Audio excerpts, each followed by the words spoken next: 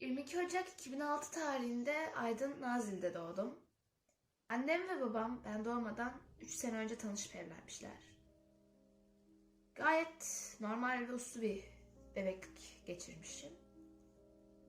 Orta sınıf bir ailede büyüdüm. Buna rağmen her istediğim yapılmaya çalıştı. Çok fazla arkadaşım olmadı. Benim için etrafımda sadece birkaç arkadaşım ve akrabalarım vardı. Zaten daha sonra fark ettim ki bunca zamandır sahip olunabilecek en yakın, en iyi arkadaşa sahipmişim. Sanatı hep sevdim. Müziği, resmi, dansı. Kendimi ifade etmek için hep bunları kullanmaya çalıştım. Çünkü dünyaya sadece bir kez geliyoruz. Ve ne kadar vaktimiz olduğunu da bilmiyoruz. Bu yüzden her zaman herkese karşı nazik olması gerektiğini düşünüyorum. Herkese karşı iyi olunması, empati kurulmasının çok önemli olduğunu düşünüyorum. En önemlisi kendimize karşı nazik olmamız gerekiyor aslında. Çünkü kendini sevmeyen başkasını sevemez. Kendimden hep nefret ettim. İçimde sebebini bilmediğim ve anlayamadığım bir nefret vardı kendime karşı.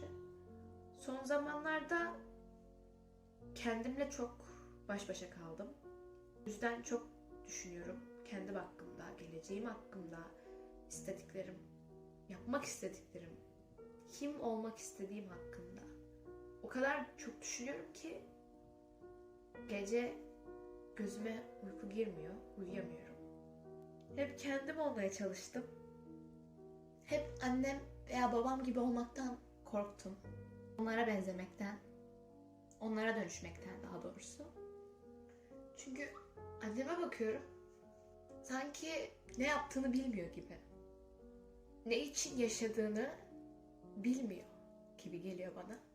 Şu an sadece görünürde yaşadığına bakıyor.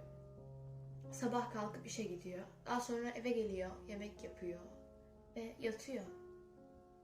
Kendini anlamlı kılmak için bir şeyler yapmıyor. Onlar gibi olmamak için uğraştım. Dinledim. Kendimi geliştirmeye çalıştım ve seyrettim. Kendimi geliştirmek için başkalarını seyrettim.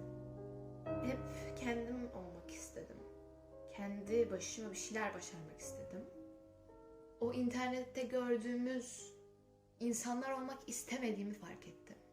Belli kalıplara sokulmuş, robotlaştırılmış hayatları yaşamak istemediğimi fark ettim. Hayatın güzelliğini görebiliyor olmak.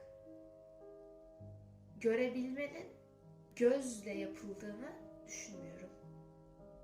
Hissetmek de görmektir.